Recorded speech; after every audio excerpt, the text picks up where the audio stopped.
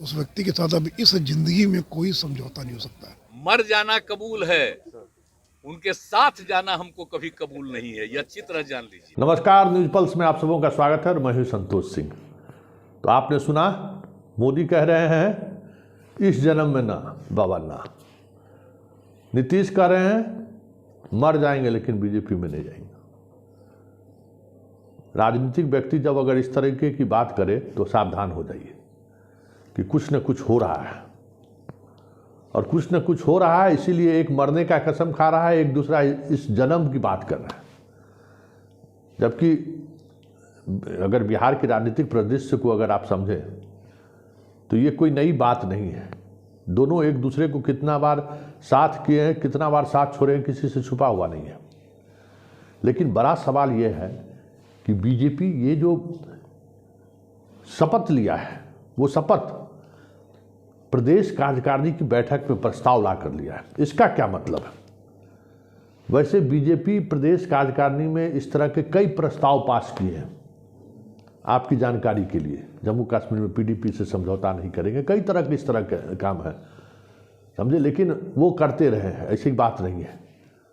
लेकिन समझने की जरूरत ये है कि सुशील मोदी, हालांकि ये पार्टी बैठक में के बाद संजय जायसवाल ने इस बात को रखा, लेकिन जरा इस राजनीति को समझिए। उसी दरभंगा में 4 दिन पहले संजय जायसवाल क्या कहते हैं, बड़ा पहले इसको सुन लीजिए। जिन लोगों ने 1990 से 2005 तक जंगल राज के खिलाफ लड़ाई लड़ी है, उन सभी का हम स्वागत करेंगे। आप एक व्यक्ति का नाम ले रहे हैं, इसमें तो माननीय उनके राष्ट्रीय अध्यक्ष जी ने का मैं बहुत एहसान मानता हूं कि उन्होंने ही लालू यादव पर केस किया था।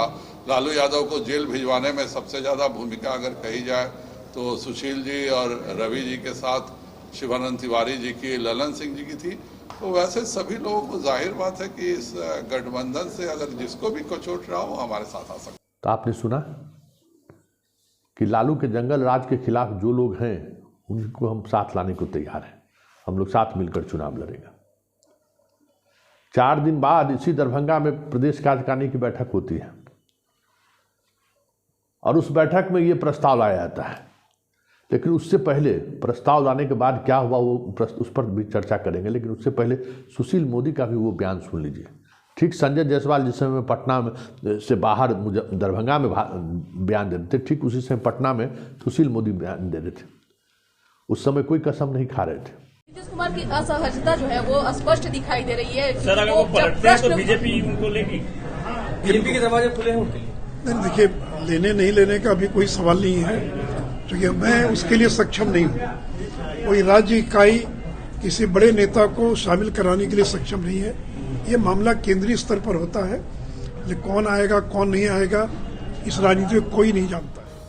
तो आपने सुना, अब जरा सुनिए कि जो प्रदेश कार्यकारिणी की बैठक में नीतीश को लेकर क्या प्रस्ताव पारित किया गया है, वो भी सुन लीजिए। और अच्छा रहेगा कि सुशील मोदी और आजकल जो सबसे ज़्यादा हार्ट हिटेड अपनी बात को रखने वाले जो सम्राट चौधरी हैं, जरा दोनों की बात सुन लीजिए, तब हम फिर इस पर चर्चा करेंगे। बिहार के जनादेश को धोखा दिया, नरेंद्र मोदी को धोखा दिया, उस व्यक्ति के साथ अब इस जिंदगी में कोई समझौता नहीं हो सकता है।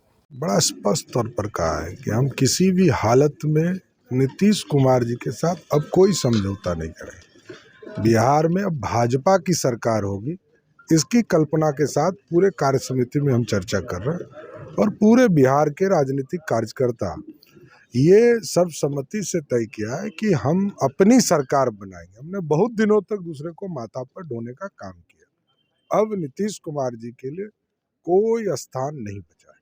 अगर ऐसा अवसर मिलता है फिर वो अगर एनडीए में नीतीश कुमार जी को अब भारतीय जनता पार्टी साथ नहीं लेने जा रही, अब भाजपा की सरकार बनेगी, इसकी तैयारी हम कर रहे हैं। तो आपने सुन लिया, और अब इन दोनों तीनों का जो भी प्रस्ताव आया है उस पर नीतीश जरा क्या करें उसको भी विस्तृत तरीके से सुन लीजिए कि नीतीश का क्या कहना है।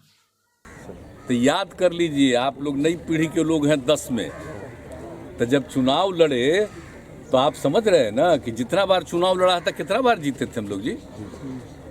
अलायंस था तो 2005 में, उसमें तो फरवरी में चुनाव हुआ तो नहीं हुआ था, फरवरी में हम कितना जीते वो कितना जीते देख लीजिए। और फिर उसके बाद जो नवंबर में चुनाव हुआ तो हम लोग कितना जीते, 88 गो, वो कितना, अब सरकार बनी।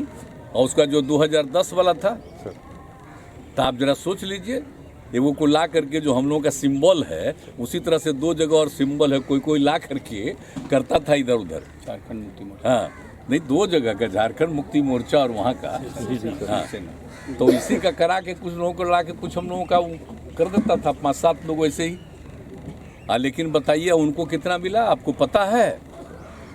हम लोगों ने जो काम किया 5 से, सबके हित में, हिंदू मुस्लिम सबके लिए जो काम किया, तो माइनॉरिटी का एक अच्छा खासा हिस्सा हम लोगों के। तो आपने सुन लिया नीतीश क्या कह रहे हैं।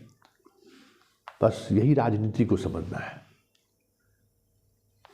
राजनीति में शपथ कोई लेता है, संविधान का शपथ लेता है, और उसी संविधान के शपथ के नीचे सब गलत काम करता है। जब कभी राजनीतिक व्यक्ति अगर शपथ ले, ये बात समझ लीजिए, तो समझ जाइए कि कुछ न कुछ दाल में काला है। नीतीश कुमार तो इससे पहले भी शपथ लिए थे ना विधानसभा में, याद है ना? बीजेपी भी शपथ ली है, याद है? इसलिए शपथ से मतलब नहीं है। लेकिन सवाल ये समझने की जरूरत है कि बीजेपी ने ये प्रस्ताव क्यों पास किया, ये समझिए। क्योंकि हाल के दिनों में ये एक मैसेज जाना शुरू हो गया था कि नीतीश कुमार पाला बदल सकते हैं, और जब से ये पाला बदलने की खबर आई, नीतीश और तेजस्वी में भी तल्खी बढ़ी। शुरुआती दौर में बीजेपी सोचा कि इसी में लोक लिया जाए, जो अच्छी बात है, तल्खी बढ़ी है। लेकिन दिल्ली से ये खबर आई कि नीतीश कुमार के जो वार्ताकार हैं, वो वार्ताकार दिल्ली के लोकसभा के सदस्यों को लेकर जो मंत्रिमंडल है उसके एक्सपेंशन पे 3 सीट वो मांग रहे हैं। एक ललन सिंह के लिए रेल मंत्रालय मांग रहे हैं, 2 और सदस्यों के लिए राज्य मंत्री का पद मांग रहे हैं। बातचीत चल रही है दिल्ली में। लेकिन जिन शर्तों पर नीतीश अब बीजेपी के साथ जाना चाहते हैं, वो शर्त थोड़ा कमजोर पड़े, इसके लिए बीजेपी ने ये प्रस्ताव पास किया है, ताकि तेजस्वी जो नीतीश के इस तेवर की वजह से जो थोड़ा सहमे रह रहे हैं, वो तेजस्वी अब उन पर उसी अंदाज में हमलावर हो जिस अंदाज में बीजेपी हमलावर है। क्योंकि अब सत्ता में भागीदारी का सवाल होगा। जो अभी तक जिससे बचते रहे हैं तेजस्वी, ये सारे ऐसी चीजें हैं कि अब तेजस्वी नीतीश को इतना तंग करें कि अगर उसके बाद अगर नीतीश आते हैं तो प्रस्ताव क्या, हर 3 महीने में इस तरह की बैठक होती है, प्रस्ताव पास कर देंगे।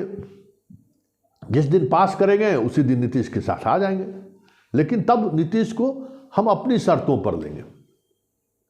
यही गेम है। दोनों को के बीच खेल चल रहा है, लेकिन खेल के सहारे जो आदान प्रदान की बात चल रही है, जो चीज लेन देन की बात चल रही है, उसमें कौन किस पर भारी पड़ता है, ये ज़्यादा महत्वपूर्ण होता है। इसलिए बीजेपी के प्रदेश कार्यकारिणी की बैठक में ये बात पारित करके नीतीश को कह सकते हैं कि धोबिया पटान दिया है।